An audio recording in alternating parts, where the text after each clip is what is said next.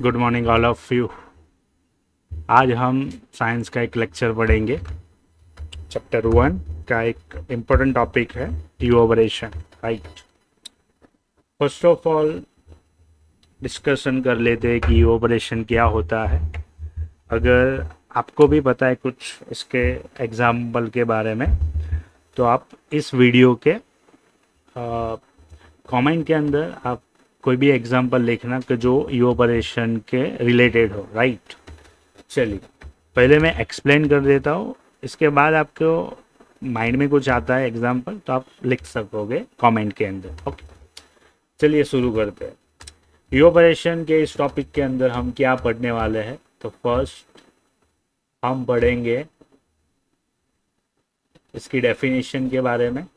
Right, next उसका कौन कौन से फैक्टर है जो इवोपरेशन पे डिपेंडेड है वो भी पढ़ेंगे। ओके, फॉर एग्जाम्पल एक एग्जाम्पल से समझते हैं। कंसिडर वन सी लेवल, कि आप समझो कि ये सी का लेवल है। Okay, this is C level.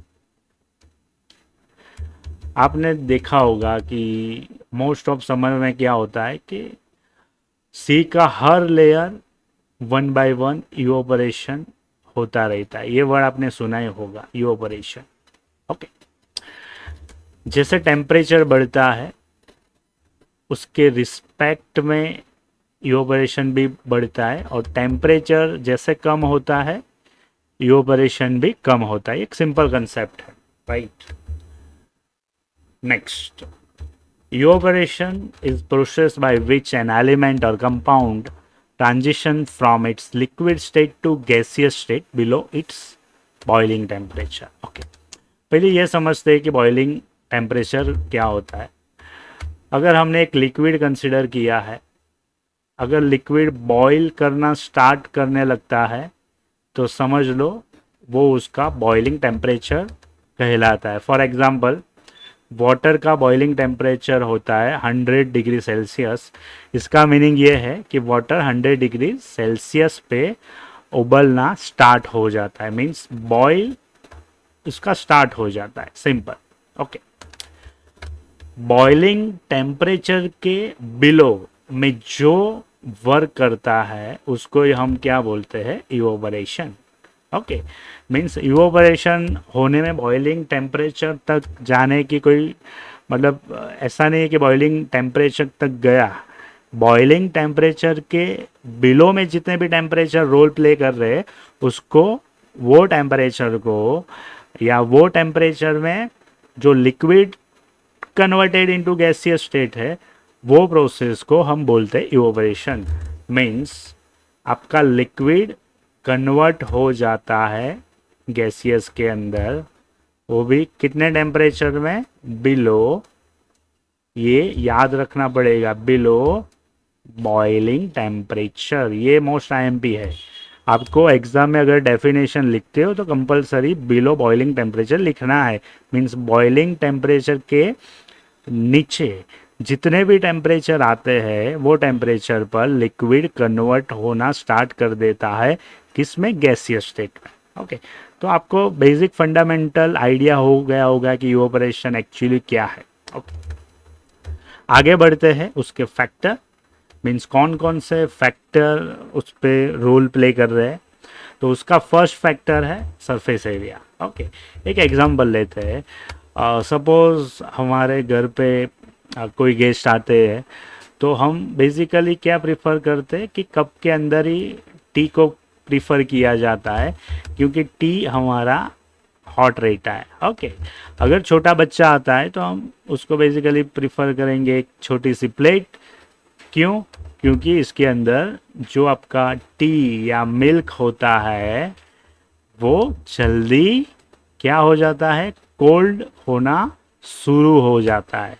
इसका सिंपल मीनिंग क्या हो गया कि टी के अंदर आपने देखा जो कप का एरिया था वो कम था, मीन स्मॉल था, और प्लेट के अंदर आपने देखा जो प्लेट का एरिया था वो ज़्यादा था। सिंपल। तो इसका सिंपल लॉजिक है, जैसे एरिया बढ़ता जाएगा कोल्ड होना स्टार्ट हो जाएगा, इसका सिंपल मीनिंग इवोपरेशन फास्ट होने लगेगा, सिंपल। और जितना एरिया कम होगा इवोपरेशन क्या होगा, कम होगा, मीन्स स्लो होगा, राइट। इसीलिए हम कप में ही टी पीना पसंद करते, क्योंकि लॉन्ग टाइम तक वो गर्म रहती है, राइट। दूसरा, to dry cloth we spread them to faster, okay, means आपको अगर आपके हम जैसे क्लोथ को सुखाते हैं तो उसको जितना ब्रॉड करोगे, जितनी क्लोथ की लेंथ है उतना वो जल्दी सूख जाता है। क्यों?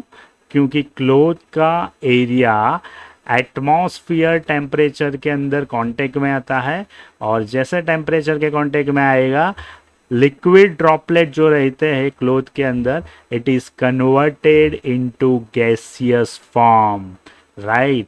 इसीलिए हम क्या करेंगे, क्लोथ को स्प्रेड करेंगे, जिसके वजह से जल्दी क्लोथ हमारे सूख जाते हैं, सिंपल। तो फर्स्ट आपको याद रखना है सरफेस एरिया। यहाँ पे जो अपर साइड जो भी लिखा है वो अच्छे से नोटबुक में आप लिखिए, अच्छे से नोटबुक बनाइए, और जो मैंने नीचे एक्सप्लेन किया है वो आप वीडियो देखें 2 बार 3 बार, जितनी बार वीडियो देखेंगे कंसेप्ट आपके अंदर चला जाएगा और एग्जाम में आपको हेल्पफुल रहेगा, ओके। सेकंड उसका है टेम्परेचर, सिंपल। एक एग्जांपल लेते हैं। हमको पता है कि हमारे जो क्लोथ है वो समर में जल्दी सूख जाते हैं। रीज़न क्या होगा, समर में टेम्परेचर हाई रहता है, ओके। जैसे मॉनसून आया समझो, तो मॉनसून में क्या होगा, मॉनसून में क्या होगा, तो मॉनसून में ह्यूमिडिटी ज़्यादा रहती है, राइट। और ह्यूमिडिटी की वजह से हमारा टेम्परेचर क्या हो जाता है, लो हो जाता है।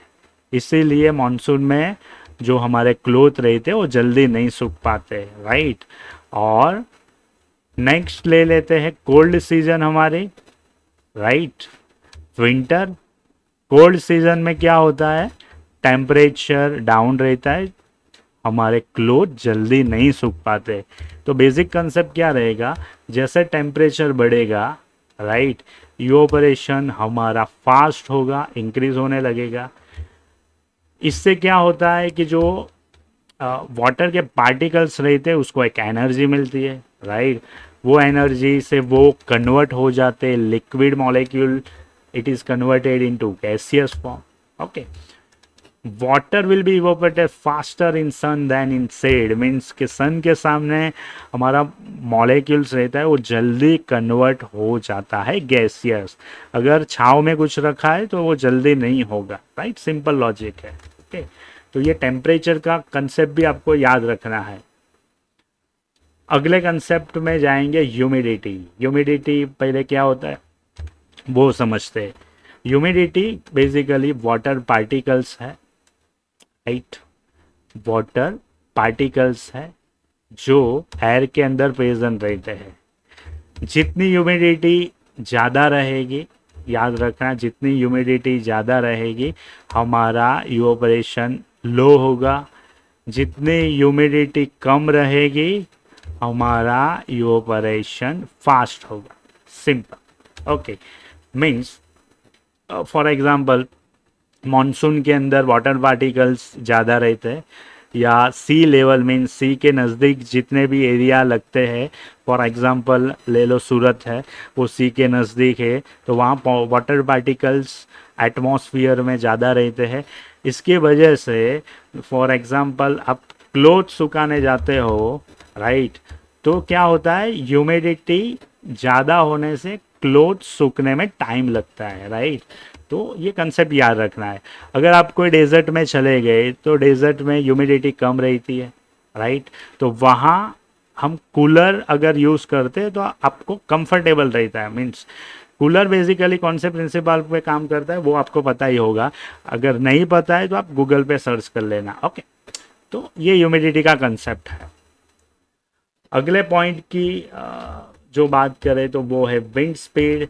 मीन्स विंड की स्पीड जितनी ज़्यादा होगी, राइट, वाटर मॉलिक्यूल्स जितने भी रहते हैं वो विंड स्पीड के साथ चले जाते हैं, राइट। फॉर एग्जांपल समझो मैंने एक क्लोथ सुखाने रखा है, इसके अंदर वाटर पार्टिकल्स है, विंड स्पीड है यहाँ, तो विंड स्पीड क्या करती है, वाटर पार्टिकल को एक फोर्स क्रिएट करने में हेल्प करती है, जिससे ये पार्टिकल्स ये क्लोथ में से निकल जाते हैं और आपके क्लोथ जल्दी सूख जाते हैं। तो विंड स्पीड हमारा बेसिक एक फैक्टर है। ओके, तो इस पीपीटी के अंदर या इस लेक्चर के अंदर हमने ये सीखा कि कौन कौन से फैक्टर है और डेफिनेशन। फर्स्ट हमने क्या सीखा, डिफाइन सीखा, राइट, आपको अच्छे से नोटबुक में लिख देनी है। नेक्स्ट हमने क्या सीखा, फैक्टर सीखा, कितने फैक्टर रोल प्ले कर रहे, 4। फर्स्ट क्या था, सरफेस एरिया, सेकंड क्या था, टेम्परेचर, थर्ड क्या था, ह्यूमिडिटी था, फोर्थ क्या था, विंड स्पीड था। ओके, अगर आपको लेक्चर अच्छा लगता है तो आपको ये चैनल को फर्स्ट लाइक कर देना है, सब्सक्राइब कर देना है, जिससे आपको डेली वीडियो मिले। और अगर आप 9th में हो तो आपको ये चैनल सब्सक्राइब करके उसकी नोट बनाना स्टार्ट कर देना है, राइट।